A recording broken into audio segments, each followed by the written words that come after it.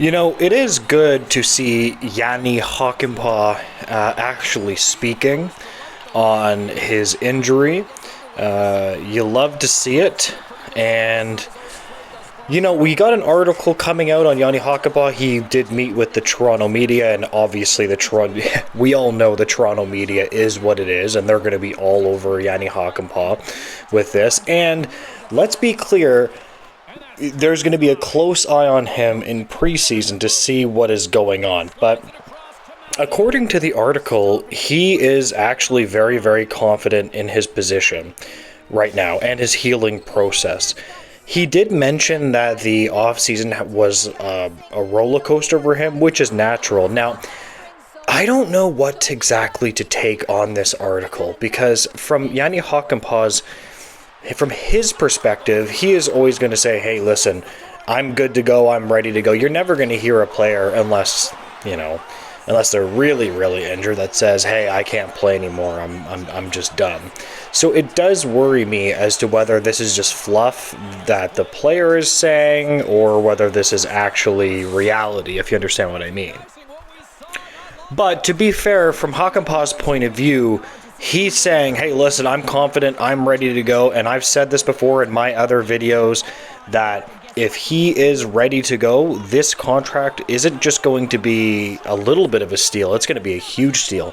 Now, I will say, though, that it was originally a 2-year deal, and there is a reason that changed to a 1-year deal. Like, why didn't they initially sign the 2-year deal? Right? Like, at the end of the day, we're never going to be able to get the full information on what happened, and that's annoying as a fan. Like, we can rely on insiders as much as we can, but at the end of the day, the Leafs were trying to sign him to a 2-year, 1.5 per each year deal. It sounded like even the Leafs at that point didn't have all the information, because that's what every single insider was saying, and there's a reason that they went down to 1 year and then less than 1.5, right? There's a reason that they did that, is because they must have seen some kind of red flags. Like, you can't go down from 1 year without seeing some kind of red flags. And there was a 2-month holdup on the actual contract itself. So there must be something else going on here. Like, this is, like, obviously the Maple Leafs young players I'm going to be keeping a very close eye on. I think Easton Cowan has an absolute chance to make the team. I think the Leafs will do whatever they can. They'll make trades to make space for young players. But outside of the Maple Leafs young players, I'm telling you, other Leaf fans, keep an eye on Yani Hakanpaa. Keep an eye on his edge work, how he's skating, if he looks labored. He did have that arthroscopic knee procedure. I'm really, really hoping that works out, because I would love to sign him even longer. Like, if he looks that he can still play at an NHL level, why wouldn't you want to sign him even longer? Damn, I'd sign him to a couple of year contract if the guy can play, but his knee just petrifies me. It is good to see. Like, yes, I know I'm going on about the player too much. I understand the player is, like, the criticism to what I'm saying right now is that the player is always going to say, I feel great, everything's great, blah, blah, blah. But it is refreshing hearing that he's ready to go, he's healed up, he's rehabbed. It doesn't look like he's even going to start on LTIR, although obviously that could change with more information. But it is really, really good to see how revved up and ready this guy is to go. Yani Hakanpaa was going around his team or his family and his team back in Finland, and they were also confident that he was going to get back on the ice as well. And I think that helped him mentally. Here's the thing.